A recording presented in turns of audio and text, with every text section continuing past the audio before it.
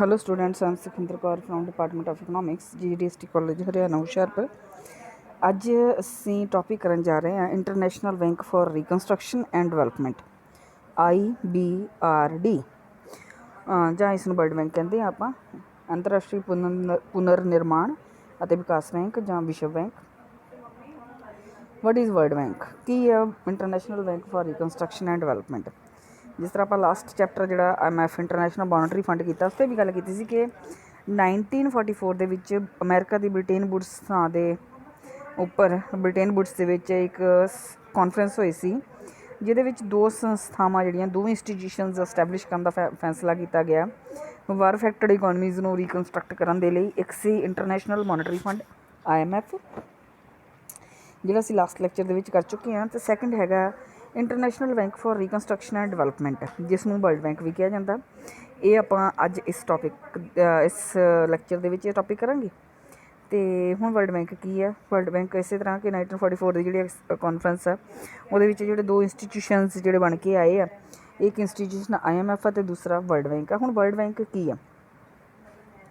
World bank ਜਾਂ international bank for reconstruction and development ਦਾ ਜਿਹੜਾ ਮੇਨ ਓਬਜੈਕਟਿਵ ਸੀਗਾ, ਉਹ ਇਹ ਸੀ ਕਿ ਜਿਹੜਾ ਸੈਕੰਡ ਵਰਲਡ ਵਾਰ ਦੇ ਵਿੱਚ ਜੋ ਨਸ਼ਟ ਹੋਈਆਂ ਇਕੋਨਮੀਜ਼, ਉਹਨਾਂ ਨੂੰ ਰੀਕਨਸਟਰਕਟ ਕਰਨਾ, ਅਤੇ ਦੂਸਰਾ ਅੰਡਰ ਡਿਵੈਲਪ ਕੰਟਰੀਜ਼ ਦੇ ਵਿੱਚ ਕੈਪੀਟਲ ਫਾਰਮੇਸ਼ਨ ਕਰਨਾ। ਮਤਲਬ ਦੋ ਤਰ੍ਹਾਂ ਦੀਆਂ ਚੀਜ਼ਾਂ ਕਰਨੀਆਂ, ਇੱਕ ਵਾਰ ਅਫੈਕਟਡ ਇਕੋਨਮੀਜ਼ ਨੂੰ ਰੀਕਨਸਟਰਕਟ ਕਰਨਾ, ਅਤੇ ਇੱਕ ਅੰਡਰ ਡਿਵੈਲਪ ਇਕੋਨਮੀਜ਼ ਨੂੰ ਦੇ ਵਿੱਚ ਕੈਪੀਟਲ ਫਾਰਮੇਸ਼ਨ ਕਰਨਾ। ਔਰ ਇਹ ਜਿਹੜੀ ਵਰਲਡ ਬੈਂਕ ਹੈਗੀ ਆ, ਜਾਂ ਜਿਸ ਨੂੰ ਅਸੀਂ IBRD ਕਹਿ ਦਿੰਦੇ ਹਾਂ, ਇਸ ਨੇ ਜੂਨ 1945 ਦੇ ਵਿੱਚ ਆਪਣਾ ਕੰਮ ਕਰਨਾ ਸ਼ੁਰੂ ਕੀਤਾ। ਔਰ ਵਰਲਡ ਬੈਂਕ ਇੱਕ ਇੰਟਰਗਵਰਨਮੈਂਟਲ ਜਿਹੜਾ ਇੰਸਟੀਟਿਊਸ਼ਨ ਹੈਗਾ ਆ, ਔਰ ਇਸ ਦੀ ਪੂੰਜੀ ਇਸ ਦੇ ਮੈਂਬਰ ਦੇਸ਼ਾਂ ਦੇ ਪੂਰੀ ਮਾਲਕੀ ਵਿੱਚ ਹੈ। ਅਤੇ ਇਹਦੇ ਓਬਜੈਕਟਿਵਸ ਕੀ ਆ? ਓਬਜੈਕਟਿਵਸ ਆਫ ਦੀ ਵਰਲਡ ਬੈਂਕ ਓਬਜੈਕਟਿਵਸ ਤਕਰੀਬਨ IMF ਵਰਗੇ ਆ, ਅਤੇ ਥੋੜ੍ਹੇ ਜਿਹੇ ਡਿਫਰ ਕਰਦੇ ਆ। ਸਭ ਤੋਂ ਪਹਿਲਾਂ ਤਾਂ ਰੀਕਨਸਟਰਕਸ਼ਨ ਐਂਡ ਡਿਵੈਲਪਮੈਂਟ, ਕਿਉਂਕਿ ਨਾਮ ਹੀ ਦੇਖੋ ਨਾ, international bank for reconstruction and development. ਇਸ ਲਈ ਪਹਿਲਾ ਜਿਹੜਾ ਓਬਜੈਕਟਿਵ ਆ ਰੀਕਨਸਟਰਕਸ਼ਨ ਐਂਡ ਡਿਵੈਲਪਮੈਂਟ ਹੀ ਆ। ਵਿਸ਼ਵ ਬੈਂਕ ਦਾ ਜਿਹੜਾ ਮੁੱਖ ਉਦੇਸ਼ ਆ, ਉਹ ਯੁੱਧ ਦੇ ਫਲਸਰੂਪ ਜਿਹੜੀਆਂ ਨਸ਼ਟ ਹੋਈਆਂ ਇਕੋਨਮੀਜ਼ ਆ, ਜੋ ਵਾਰ ਦੇ ਵਿੱਚ ਲਾਸ ਹੋਈ ਆ, ਅਤੇ ਜਿਹੜੀਆਂ ਬਾਕੀ ਜਿਵੇਂ ਇੰਗਲੈਂਡ, ਬ੍ਰਿਟੇਨ, ਫਰਾਂਸ, ਹਾਲੈਂਡ ਵਰਗੀਆਂ ਕੰਟਰੀਜ਼ ਆ, ਇਕੋਨਮੀਜ਼ ਆ, ਅਤੇ ਦੂਸਰੇ ਪਾਸੇ ਜਿਹੜੀਆਂ ਅੰਡਰ ਡਿਵੈਲਪ ਇਕੋਨਮੀਜ਼ ਆ, like India, Pakistan, Sri Lanka, Burma ਵਰਗੇ ਅੰਡਰ ਡਿਵੈਲਪ ਇਕੋਨਮੀਜ਼ ਆ, ਇਹਨਾਂ ਨੂੰ ਸਹਾਇਤਾ ਪ੍ਰਦਾਨ ਕਰਨਾ। ਦੂਸਰਾ ਹੈਗਾ ਪੂੰਜੀ ਨਿਵੇਸ਼ ਨੂੰ ਉਤਸ਼ਾਹਿਤ ਕਰਨਾ, encouragement to capital investment. World bank ਦਾ ਜਿਹੜਾ ਦੂਸਰਾ ਦੇਸ਼ ਆ, ਇਹ ਨਿੱਜੀ ਜਿਹੜੀ ਕੈਪੀਟਲ ਫਾਰਮੇਸ਼ਨ ਆ, ਉਹਨੂੰ ਉਤਸ਼ਾਹਿਤ ਕਰਨਾ ਚਾਹੁੰਦਾ ਅੰਡਰ ਡਿਵੈਲਪ ਕੰਟਰੀਜ਼ ਦੇ ਵਿੱਚ, ਕਿਉਂਕਿ ਗੌਰਮੈਂਟ ਹਮੇਸ਼ਾ ਪੂਰੀ ਦੀ ਪੂਰੀ ਇਨਵੈਸਟਮੈਂਟ ਨਹੀਂ ਕਰ ਸਕਦੀ ਹੁੰਦੀ ਡਿਵੈਲਪਮੈਂਟ ਦੇ ਲਈ। ਪ੍ਰਾਈਵੇਟ ਸੈਕਟਰ ਨੂੰ ਅੱਗੇ ਆਉਣਾ ਪੈਂਦਾ ਹੁੰਦਾ, ਅਤੇ ਉਹਨਾਂ ਨੂੰ ਜਿਹੜਾ ਪ੍ਰਮੋਟ ਕਰਨਾ, ਉਹਨਾਂ ਨੂੰ ਇੰਡਿਊਸ ਕਰਨਾ, ਪ੍ਰੇਰਿਤ ਕਰਨ ਦੇ ਵਿੱਚ IMF ਜਿਹੜਾ ਵਰਲਡ ਬੈਂਕ ਆ, ਇਹ ਮਹੱਤਵਪੂਰਨ ਰੋਲ ਜਿਹੜਾ ਅਦਾ ਕਰਦਾ। ਅੰਤਰਰਾਸ਼ਟਰੀ ਵਪਾਰ ਨੂੰ ਉਤਸ਼ਾਹਿਤ ਕਰਨਾ, ਠੀਕ ਉਸੇ ਤਰ੍ਹਾਂ ਕਿ ਅੰਤਰਰਾਸ਼ਟਰੀ ਵਪਾਰ ਦੇ ਨਾਲ ਕੋਆਪਰੇਸ਼ਨ ਵਧੇਗੀ, ਅਤੇ ਇਸ ਲਈ ਅੰਤਰਰਾਸ਼ਟਰੀ ਵਪਾਰ ਨੂੰ ਉਤਸ਼ਾਹਿਤ ਕਰਨਾ ਤਾਂ ਜੋ ਤੁਹਾਡਾ ਜਿਹੜਾ ਲੌਂਗ ਟਾਈਮ ਦੇ ਵਿੱਚ ਤੁਹਾਡੀ ਇਕਨੋਮਿਕ ਡਿਵੈਲਪਮੈਂਟ ਹੋ ਸਕੇ। ਉਸ ਤੋਂ ਬਾਅਦ establishment of piece time economy, ਕਿਉਂਕਿ ਵਰਲਡ ਵਾਰ ਤੋਂ ਬਾਅਦ ਇਹ ਹੋਣ ਦੇ ਵਿੱਚ ਆਏ, ਇਸ ਲਈ ਪੀਸ ਟਾਈਮ ਇਕੋਨਮੀ ਨੂੰ ਸਟੈਬਲਿਸ਼ ਕਰਨਾ ਵੀ ਇਹਦਾ ਵਰਲਡ ਬੈਂਕ ਦਾ ਇੱਕ ਉਦੇਸ਼ ਸੀ। ਉਸ ਤੋਂ ਬਾਅਦ ਇਨਵਾਇਰਮੈਂਟਲ ਪ੍ਰੋਟੈਕਸ਼ਨ, ਕਿਉਂਕਿ ਡਿਵੈਲਪਮੈਂਟ ਤਾਂ ਹੋ ਜਾਂਦੀ ਹੈ, ਪਰ ਇਨਵਾਇਰਮੈਂਟ ਪ੍ਰੋਟੈਕਟ ਕਰਨਾ ਵੀ ਬਹੁਤ ਜ਼ਰੂਰੀ ਹੁੰਦਾ। ਇਸ ਉਦੇਸ਼ ਦੀ ਪ੍ਰਾਪਤੀ ਲਈ ਵਿਸ਼ਵ ਬੈਂਕ ਅਲਵਿਕਸਿਤ ਦੇਸ਼ਾਂ ਨੂੰ ਜੋ ਵਾਤਾਵਰਣ ਦੀ ਸੁਰੱਖਿਆ ਲਈ ਕੰਮ ਕਰ ਰਹੇ ਆ, ਉਹਨਾਂ ਨੂੰ ਕਾਫੀ ਸਹਾਇਤਾ ਪ੍ਰਦਾਨ ਕਰਦਾ ਕਿ ਜਿਹੜਾ ਵਾਤਾਵਰਣ ਆ, ਇਨਵਾਇਰਮੈਂਟਲ ਜਿਹੜਾ, ਉਹ ਪ੍ਰੋਟੈਕਟ ਹੁੰਦਾ ਰਹੇ। ਨੈਕਸਟ ਆਉਂਦਾ ਮੈਂਬਰਸ਼ਿਪ ਕਿੱਦਾਂ ਆਉਂਦੀ ਹੈ? ਕੋਈ ਵੀ ਦੇਸ਼ ਜਿਹੜਾ IMF ਦਾ ਮੈਂਬਰ ਹੁੰਦਾ, ਕਿਉਂਕਿ 1944 ਦੇ ਵਿੱਚ ਜਿਹੜੀ ਬ੍ਰਿਟੇਨ ਦੇ ਵਿੱਚ ਕਾਨਫਰੰਸ ਹੋਈ ਸੀ, ਉਹਦੇ ਵਿੱਚ 44 ਕੰਟਰੀਜ਼ ਨੇ ਹਿੱਸਾ ਲਿਆ ਸੀਗਾ, ਅਤੇ IMF ਜਿਹੜਾ ਹੋਂਦ ਦੇ ਵਿੱਚ ਆਇਆ ਸੀ 31 ਦਸੰਬਰ 1945 ਨੂੰ। ਜਿਨ੍ਹਾਂ ਨੇ ਵੀ 31 ਦਸੰਬਰ 1945 ਨੂੰ IMF ਬਾਅਦ ਵਿੱਚ ਹੋਂਦ ਵਿੱਚ ਆਇਆ ਸੀ, ਪਰ 31 ਦਸੰਬਰ 1945 ਨੂੰ ਜਿਨ੍ਹਾਂ ਨੇ ਵੀ IMF ਦੀ ਜਿਹੜੀ ਮੈਂਬਰਸ਼ਿਪ ਸਵੀਕਾਰ ਕਰ ਲਈ ਸੀ, ਉਹਨਾਂ ਨੂੰ ਸਾਰਿਆਂ ਨੂੰ ਵਰਲਡ ਬੈਂਕ ਦੇ ਫਾਊਂਡਰ ਮੈਂਬਰ ਮੰਨਿਆ ਗਿਆ। ਮਤਲਬ 44 ਜਿਹੜੇ ਸੀ ਉਹ ਉਹਦੇ ਫਾਊਂਡਰ ਮੈਂਬਰ ਸੀ। ਇਸ ਤੋਂ ਇਲਾਵਾ ਜਿਹੜੇ 188 ਜਿਹੜੇ ਵਿਸ਼ਵ ਬੈਂਕ ਦੇ ਮੈਂਬਰ ਹੈਗੇ ਆ ਇਸ ਸਮੇਂ। ਉਸ ਤੋਂ ਬਾਅਦ ਮੈਂਬਰਸ਼ਿਪ ਦੇ ਵਿੱਚ ਤਾਂ ਇਹ ਹੈ ਕਿ ਇਸ ਵੇਲੇ ਜਿਹੜੇ 188 ਕੰਟਰੀਜ਼ ਆ, ਕੋਈ ਵੀ ਦੇਸ਼ ਬੈਂਕ ਨੂੰ ਸੂਚਨਾ ਦੇ ਕੇ ਇਸ ਦੀ ਮੈਂਬਰਸ਼ਿਪ ਤਿਆਗ ਸਕਦਾ ਹੈ। ਔਰ ਜੇ ਕੋਈ ਨਵਾਂ ਮੈਂਬਰ ਇਹਦੇ ਵਿੱਚ ਆਉਣਾ ਚਾਹੁੰਦਾ ਹੈ, ਤਾਂ ਜਿਹੜੇ ਪਹਿਲੇ ਮੈਂਬਰ ਆ ਉਹਨਾਂ ਦਾ 2/3 ਜਿਹੜਾ ਮੈਜੋਰਟੀ ਲੈ ਲਵੇ, ਅਤੇ ਉਹ ਨਵਾਂ ਮੈਂਬਰ ਜਿਹੜਾ ਉਹਦੇ ਵਿੱਚ ਬਣ ਸਕਦਾ ਹੈ। ਉਸ ਤੋਂ ਬਾਅਦ ਅੱਗੇ ਹੈਗਾ management of the world bank, ਕਿੱਦਾਂ ਮੈਨੇਜ ਕੀਤਾ ਜਾਂਦਾ ਵਰਲਡ ਬੈਂਕ ਨੂੰ।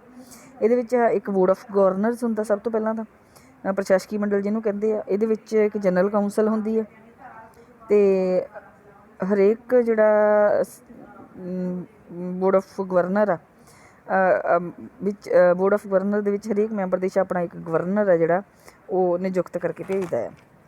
ਉਸ ਤੋਂ ਬਾਅਦ ਇੱਕ ਬੋਰਡ ਆਫ ਐਗਜ਼ੈਕਟਿਵ ਡਾਇਰੈਕਟਰਸ ਹੁੰਦੇ ਆ, ਇਹਦੇ ਵਿੱਚ 22 ਮੈਂਬਰ ਹੁੰਦੇ ਆ। ਇਹਨਾਂ ਵਿੱਚੋਂ 5 ਸਭ ਤੋਂ ਵੱਧ ਕੋਟੇ ਵਾਲੇ ਹੁੰਦੇ ਆ ਜਿਹੜੇ ਪੱਕੇ ਹੀ ਆ, ਅਮਰੀਕਾ, ਇੰਗਲੈਂਡ, ਬ੍ਰਿਟੇਨ ਜਿਹਨੂੰ ਅਸੀਂ ਕਹਿੰਦੇ ਨੇ, ਜਰਮਨੀ, ਫਰਾਂਸ ਅਤੇ ਜਾਪਾਨ। ਬਾਕੀ ਮੈਂਬਰ ਵਿਸ਼ਵ ਬੈਂਕ ਦੇ ਦੂਜੇ ਮੈਂਬਰ ਦੇਸ਼ਾਂ ਦੇ ਵਿੱਚ ਚੁਣੇ ਜਾਂਦੇ ਆ ਅਤੇ ਇਹਨਾਂ ਦਾ ਜਿਹੜਾ ਟਾਈਮ ਪੀਰੀਅਡ ਆ ਉਹ 2 ਸਾਲ ਦਾ ਹੁੰਦਾ। ਇੱਕ ਐਡਵਾਈਜ਼ਰੀ ਕਾਊਂਸਲ ਹੁੰਦੀ ਹੈ ਜਿਹਦੇ ਵਿੱਚ ਘੱਟ ਤੋਂ ਘੱਟ 7 ਮੈਂਬਰ ਹੁੰਦੇ ਆ ਅਤੇ ਇੱਕ ਲੋਨ ਕਮੇਟੀ ਹੁੰਦੀ ਹੈ ਜਿਹੜੇ ਲੋਨ ਵਗੈਰਾ ਜਦੋਂ ਦਿੱਤਾ ਜਾਂਦਾ ਅਤੇ ਉਹਦੀ ਜਿਹੜੀ ਪੂਰੀ ਰਿਪੋਰਟ ਆ ਉਹਦੀ ਛਾਣਬੀਣ ਕਰਦੀ ਆ। ਉਸ ਤੋਂ ਬਾਅਦ ਐਕਟੀਵਿਟੀਜ਼ ਕੀ ਆ ਬੈਂਕ ਦੀਆਂ, ਵਰਲਡ ਬੈਂਕ ਦੀਆਂ? ਸਭ ਤੋਂ ਪਹਿਲਾਂ ਤਾਂ ਮੈਰੀਟੋਰੀਅਸ ਪ੍ਰੋਜੈਕਟਸ ਚਲਾਉਂਦੀਆਂ ਇਹ, ਮਤਲਬ ਪੁਨਰ ਨਿਰਮਾਣ ਦੇ ਲਈ, ਰੀਕਨਸਟਰਕਸ਼ਨ ਦੇ ਲਈ, ਡਿਵੈਲਪਮੈਂਟ ਦੇ ਲਈ। ਐਕਸਟਰਨਲ ਫਾਈਨੈਂਸਿੰਗ ਪ੍ਰਦਾਨ ਕਰਨ ਦਾ ਕੋਈ ਇਰਾਦਾ ਨਹੀਂ ਹੁੰਦਾ, ਪਰ ਇਹ ਇੱਕ ਉਤਪ੍ਰੇਰਕ ਪ੍ਰਦਾਨ ਕਰੇਗਾ ਜਿਸ ਦੇ ਦੁਆਰਾ ਸਧਾਰਨ ਤੌਰ 'ਤੇ ਉਤਪਾਦਨ ਨੂੰ ਪ੍ਰੇਰਿਤ ਕੀਤਾ ਜਾ ਸਕੇ ਅਤੇ ਨਿੱਜੀ ਨਿਵੇਸ਼ ਨੂੰ ਉਤਸ਼ਾਹ ਮਿਲੇ। ਬੈਂਕਾਂ ਦੁਆਰਾ ਨਿਸ਼ਚਿਤ ਸਮੇਂ ਦੇ ਵਿੱਚ ਦਿੱਤੇ ਗਏ ਰਿਣ ਅਸਲ ਵਿੱਚ ਉਤਪਾਦਕ ਸਿੱਧ ਹੋਣ, ਇਸ ਲਈ ਮੈਂਬਰ ਸਰਕਾਰਾਂ ਨੂੰ ਜ਼ਰੂਰੀ ਕਾਰਜਵਾਰੀ ਲਈ ਪ੍ਰੋਤਸਾਹਿਤ ਕਰਦਾ ਹੈ। ਅਤੇ ਇਸ ਬੈਂਕ ਦੀ ਜਿਹੜੀ ਫੰਕਸ਼ਨਿੰਗ ਆ ਉਹ ਕੀ ਆ? ਬੈਂਕ ਜਿਹੜੇ ਹੈਗੇ ਆ, ਵਰਲਡ ਬੈਂਕ ਆ, ਇਹ ਕਿੱਦਾਂ ਕੰਮ ਕਰਦਾ ਆ? ਫੰਕਸ਼ਨਿੰਗ ਇਹਦੀ ਕੀ ਹੈ? ਇਹਦੇ ਫੰਕਸ਼ਨਸ ਕਿਹੜੇ ਆ? ਇਹਦੇ ਵਿੱਚ ਦੇਖੋ, ਜਿਹੜਾ ਵਰਲਡ ਬੈਂਕ ਆ ਇਹਦੇ ਬਹੁਤ ਸਾਰੇ ਫੰਕਸ਼ਨਸ ਆ। ਸਭ ਤੋਂ ਪਹਿਲਾਂ ਤਾਂ ਟੂ ਐਡਵਾਂਸ ਲੋਨਸ, ਕਿਉਂਕਿ ਬੈਂਕ ਹੀ ਹੈ ਇੱਕ ਤਰ੍ਹਾਂ ਨਾ, ਬੈਂਕ ਆਫ ਬੈਂਕਸ ਆ, ਇਸ ਲਈ ਇਹ ਮੈਂਬਰ ਦੇਸ਼ਾਂ ਨੂੰ ਸੈਂਟਰਲ ਬੈਂਕਸ ਨੂੰ ਜਿਹੜਾ ਡਿਵੈਲਪਮੈਂਟ ਦੇ ਕੰਮਾਂ ਦੇ ਲਈ ਜਾਂ ਪ੍ਰਾਈਵੇਟ ਸੈਕਟਰ ਨੂੰ ਪ੍ਰਮੋਟ ਕਰਨ ਦੇ ਲਈ ਜਾਂ ਇਨਵੈਸਟਮੈਂਟ ਨੂੰ ਪ੍ਰਮੋਟ ਕਰਨ ਦੇ ਲਈ ਲੋਨ ਪ੍ਰੋਵਾਈਡ ਕਰਦਾ। ਔਰ ਇਹ ਸ਼ਾਰਟ ਪੀਰੀਅਡ ਅਤੇ ਲੌਂਗ ਪੀਰੀਅਡ ਦੋਵੇਂ ਪ੍ਰਕਾਰ ਦੇ ਜਿਹੜੇ ਕਰਜ਼ੇ ਆ ਇਹ ਦਿੰਦਾ ਹੈ। ਅਤੇ ਮੁੱਖ ਰੂਪ 'ਚ 3 ਤਰ੍ਹਾਂ ਦੇ ਕਰਜ਼ੇ ਦਿੰਦਾ। ਇੱਕ ਦਿੰਦਾ ਡਾਇਰੈਕਟ ਲੋਨ। ਡਾਇਰੈਕਟ ਲੋਨ ਵਿਸ਼ਵ ਬੈਂਕ ਆਪਣੇ ਖਜ਼ਾਨੇ ਵਿੱਚੋਂ ਖੁੱਲ੍ਹੇ ਬਾਜ਼ਾਰ ਤੋਂ ਕਰਜ਼ੇ ਲੈ ਕੇ ਮੈਂਬਰ ਦੇਸ਼ਾਂ ਨੂੰ ਕਰਜ਼ਾ ਦਿੰਦਾ ਹੈ। ਦੂਸਰਾ ਹੁੰਦਾ ਗਰੰਟੀ ਲੋਨ। ਇਹ ਗਰੰਟੀ ਲੈ ਕੇ ਜਦੋਂ ਲੋਨ ਦਿੱਤਾ ਜਾਂਦਾ, ਵਿਸ਼ਵ ਬੈਂਕ ਨਿੱਜੀ ਨਿਵੇਸ਼ਕਾਂ ਨੂੰ ਗਰੰਟੀ ਦੇ ਕੇ ਉਹਨਾਂ ਦੀ ਪੂੰਜੀ ਨੂੰ ਕਿਸੇ ਦੂਸਰੇ ਦੇਸ਼ 'ਚ ਉਧਾਰ ਦਿਲਵਾ ਦਿੰਦਾ। ਮਤਲਬ ਆਪ ਡਾਇਰੈਕਟਲੀ ਨਹੀਂ ਦਿੰਦਾ, ਕਿਸੇ ਦੂਸਰੇ ਦੇਸ਼ ਨੂੰ ਕਹਿ ਦਿੰਦਾ ਕਿ ਇਸ ਪਾਰਟੀਕੂਲਰ ਦੇਸ਼ ਦੇ ਵਿੱਚ ਜਾ ਕੇ ਇਨਵੈਸਟਮੈਂਟ ਕਰ ਦਿਓ, ਮੈਂ ਗਰੰਟੀ ਲੈਂਦਾ। ਉਸ ਤੋਂ ਬਾਅਦ ਇੱਕ ਜੁਆਇੰਟ ਲੋਨਸ ਹੁੰਦੇ ਆ ਜਿਹੜੇ ਵਿਸ਼ਵ ਬੈਂਕ ਦੂਜੇ ਵਪਾਰਕ ਬੈਂਕਾਂ ਨਾਲ ਮਿਲ ਕੇ ਕਰਜ਼ੇ ਦਿੰਦਾ ਹੈ। ਅਤੇ ਜਿਹੜਾ ਸੈਕੰਡ ਇਹਦਾ ਕੰਮ ਉਹ ਹੈਗਾ ਟੈਕਨੀਕਲ ਅਸਿਸਟੈਂਸ। ਜਿਹੜੀਆਂ ਲਾਈਕ ਅੰਡਰ ਡਿਵੈਲਪ ਕੰਟਰੀਜ਼ ਹੁੰਦੀਆਂ ਉਹਨਾਂ ਦੇ ਵਿੱਚ ਤਾਂ ਟੈਕਨੀਕ ਦੀ ਕਮੀ ਵੀ ਹੁੰਦੀ ਹੈ ਨਾ, ਅਤੇ ਟੈਕਨੀਕਲ ਅਸਿਸਟੈਂਟ ਪ੍ਰੋਵਾਈਡ ਕਰਨਾ ਵੀ IMF ਦੀ ਤਰ੍ਹਾਂ ਹੀ ਇਹਦਾ ਵਰਲਡ ਬੈਂਕ ਦਾ ਵੀ ਇੱਕ ਮੁੱਖ ਉਦੇਸ਼ ਆ। ਟ੍ਰੇਨਿੰਗ, ਫਿਰ ਮੈਂਬਰ ਦੇਸ਼ਾਂ ਨੂੰ ਉਹਨਾਂ ਦੀਆਂ ਪਲੈਨਿੰਗਸ ਦੇ ਲਈ, ਉਹਨਾਂ ਦੀ ਇਕਨੋਮਿਕ ਡਿਵੈਲਪਮੈਂਟ ਦੇ ਲਈ, ਉਹਨਾਂ ਦੇ ਪਬਲਿਕ ਫਾਈਨਾਂਸ ਦੇ ਲਈ, ਹੋਰ ਕੰਮਾਂ ਦੇ ਲਈ ਇਹ ਟ੍ਰੇਨਿੰਗ ਵੀ ਪ੍ਰੋਵਾਈਡ ਕਰਦਾ। ਅਤੇ 1956 ਦੇ ਵਿੱਚ ਇਹਨੇ ਇਕਨੋਮਿਕ ਡਿਵੈਲਪਮੈਂਟ ਇੰਸਟੀਚਿਊਟ ਦੀ ਸਥਾਪਨਾ ਕੀਤੀ ਸੀ ਜਿਹੜਾ ਟ੍ਰੇਨਿੰਗ ਪ੍ਰੋਵਾਈਡ ਕਰਦਾ ਸੀ। ਉਸ ਤੋਂ ਬਾਅਦ ਕੋਆਰਡੀਨੇਟਡ ਡਿਵੈਲਪਮੈਂਟ ਅਸਿਸਟੈਂਸ। ਵਿਸ਼ਵ ਬੈਂਕ ਮੈਂਬਰ ਦੇਸ਼ਾਂ ਨੂੰ ਕਈ ਸੋਮਿਆਂ ਤੋਂ ਦਿੱਤੀ ਜਾਣ ਵਾਲੀ ਸਹਾਇਤਾ ਦੇ ਨਾਲ ਤਾਲਮੇਲ ਵੀ ਕਰਦਾ ਹੈ। ਜਿੱਦਾਂ 1958 ਦੇ ਵਿੱਚ ਏਡ ਇੰਡੀਆ ਕਲੱਬ ਦੀ ਸਥਾਪਨਾ ਕੀਤੀ ਗਈ ਔਰ ਇਸ ਤਰ੍ਹਾਂ ਦੇ ਕਲੱਬ ਕਈ ਦੇਸ਼ਾਂ ਦੇ ਵਿੱਚ ਬਣਾਏ ਗਏ। ਉਸ ਤੋਂ ਬਾਅਦ ਸੈਟਲਮੈਂਟ ਆਫ ਇੰਟਰਨੈਸ਼ਨਲ ਡਿਸਪਿਊਟਸ। ਜੇ ਕਿਤੇ ਕੁਛ ਮੈਂਬਰ ਕੰਟਰੀਜ਼ ਵਿੱਚ ਕੋਈ ਡਿਸਪਿਊਟਸ ਆ ਜਾਣ ਅਤੇ ਉਹਨਾਂ ਦੇ ਡਿਸਪਿਊਟਸ ਨੂੰ ਖ਼ਤਮ ਕਰਨ ਦੇ ਲਈ ਵੀ IMF ਜਿਹੜਾ ਦੀ ਤਰ੍ਹਾਂ ਹੀ ਜਿਹੜਾ ਵਰਲਡ ਬੈਂਕ ਉਹ ਵੀ ਰੋਲ ਪਲੇ ਕਰਦਾ। ਜਿੱਦਾਂ Indo Pakistan river water dispute ਜਾਂ ਸੂਏਜ਼ ਕੈਨਲ ਡਿਸਪਿਊਟ ਹੈ, ਇਹਨਾਂ ਦਾ ਜਿਹੜਾ ਨਿਪਟਾਰਾ ਉਹ ਵਰਲਡ ਬੈਂਕ ਦੀ ਸਹਾਇਤਾ ਦੇ ਨਾਲ ਹੀ ਸੰਭਵ ਹੋਇਆ। ਉਸ ਤੋਂ ਬਾਅਦ ਆਉਂਦੀ ਆ ਇਵੈਲੂਏਸ਼ਨ ਵਰਲਡ ਬੈਂਕ ਦੀ। ਜਦੋਂ ਕਿਸੇ ਵੀ ਕੰਸੈਪਟ ਦੀ, ਕਿਸੇ ਵੀ ਚੀਜ਼ ਦੀ ਆਪਾਂ ਵੈਲਿਊਏਸ਼ਨ ਕਰਦੇ ਨਾ, ਉਹਦੇ ਵਿੱਚ ਉਹਦੀਆਂ ਸਕਸੈਸ ਜਿਹੜੀ ਉਹ ਵੀ ਡਿਸਕਸ ਕੀਤੀ ਜਾਂਦੀ ਅਤੇ ਉਹਦੀਆਂ ਵੀਕਨੈਸਿਸ ਜਿਹੜੀਆਂ, ਉਹਦੀ ਲਿਮਿਟੇਸ਼ਨਸ ਆ, ਜਿਹੜੀਆਂ ਉਹਦੀਆਂ ਡਰੋਬੈਕਸ ਆ, ਉਹ ਵੀ ਡਿਸਕਸ ਕੀਤੀਆਂ ਜਾਂਦੀਆਂ। ਇਸ ਲਈ ਸਭ ਤੋਂ ਪਹਿਲਾਂ ਅਸੀਂ ਕਰਾਂਗੇ success of the world bank. ਇਹ ਇਵੈਲੂਏਸ਼ਨ ਆ।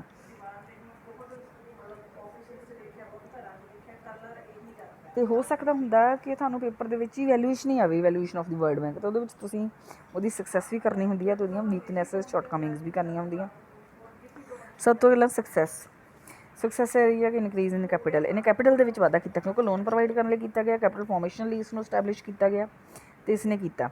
ਇਸ ਬੈਂਕ ਨੇ ਆਪਣੀ ਸ਼ੇਅਰ ਪੂੰਜੀ ਵਿੱਚ ਲਗਭਗ 19% ਤੱਕ ਦਾ ਵਾਧਾ ਕੀਤਾ।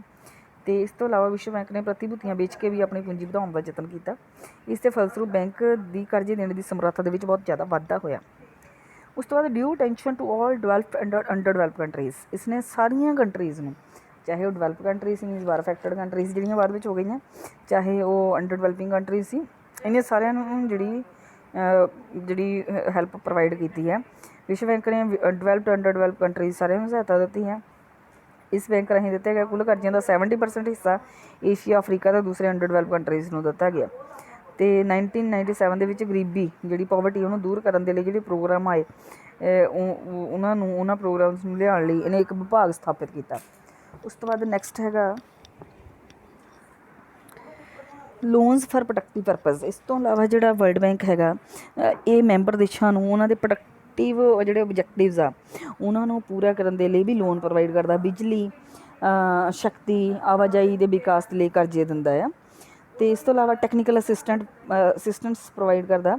ਵਿਸ਼ਵ ਬੈਂਕ ਨੇ ਲਗਭਗ ਸਾਰੇ ਵਿਕਸਿਤ ਦੇਸ਼ਾਂ ਨੂੰ ਤਕਨੀਕੀ ਸਹਾਇਤਾ ਪ੍ਰਦਾਨ ਕੀਤੀ ਹੈ ਔਰ ਤਾਂ ਹੀ ਉਹਨਾਂ ਦਾ ਜਿਹੜਾ ਡਿਵੈਲਪਮੈਂਟ ਆ ਉਹਨਾਂ ਦਾ ਜਿਹੜਾ ਵਿਕਾਸ ਆ ਸੰਭਵ ਹੋਇਆ। Third window of the world.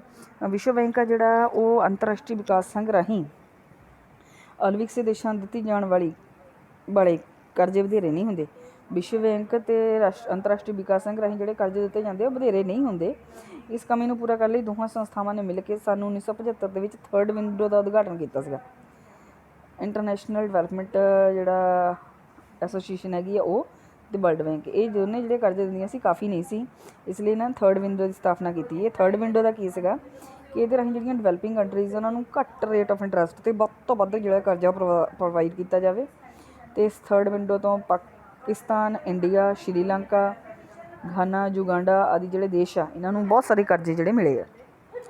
Coordination of the lending activities of the lender countries. ਕਰਜ਼ਦਾਤਾ ਦੇਸ਼ ਦੇ ਕਰਜ਼ ਸੰਬੰਧੀ ਕੰਮਾਂ ਦਾ ਸੁਮੇਲ। ਵਰਲਡ ਬੈਂਕ ਆ ਜਿਹੜਾ ਉਹਨਾਂ ਕਰਜ਼ਦਾਤਾ ਦੇਸ਼ਾਂ ਦੇ ਕਰਜ਼ਿਆਂ ਸੰਬੰਧੀ ਕੰਮਾਂ ਦਾ ਸੁਮੇਲ ਕਰਦਾ ਜੋ ਅਲੱਗ ਵਿਕਸਿਤ ਦੇਸ਼ਾਂ ਨੂੰ ਅੰਡਰ ਡਿਵੈਲਪ ਕੰਟਰੀਜ਼ ਨੂੰ ਕਰਜ਼ੇ ਦੇਣਾ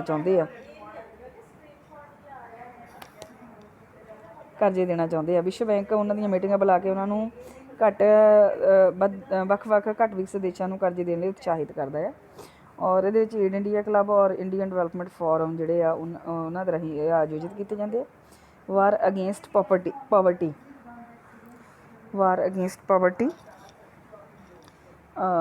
ਵਿਸ਼ਵ ਬੈਂਕ ਜਿਹੜੇ ਮੈਂਬਰ ਦੇਸ਼ਾਂ ਨੂੰ ਪਾਵਰਟੀ ਨੂੰ ਨਜਿੱਠਣ ਦੇ ਲਈ, ਪਾਵਰਟੀ ਨੂੰ ਘੱਟ ਕਰਨ ਦੇ ਲਈ ਬਹੁਤ ਅਲੱਗ-ਅਲੱਗ ਸਮਿਆਂ ਦੇ ਉੱਤੇ ਅਲੱਗ-ਅਲੱਗ ਜਿਹੜੇ ਉਹਨਾਂ ਦੇ ਲੋਕਾਂ ਦੇ ਸਟੈਂਡਰਡ ਆਫ ਲਿਵਿੰਗ ਨੂੰ ਇੰਪਰੂਵ ਕਰਨ ਦੇ ਲਈ ਜਿਹੜੇ ਪ੍ਰੋਗਰਾਮਸ ਆ ਉਹ ਲੈ ਕੇ ਆਇਆ।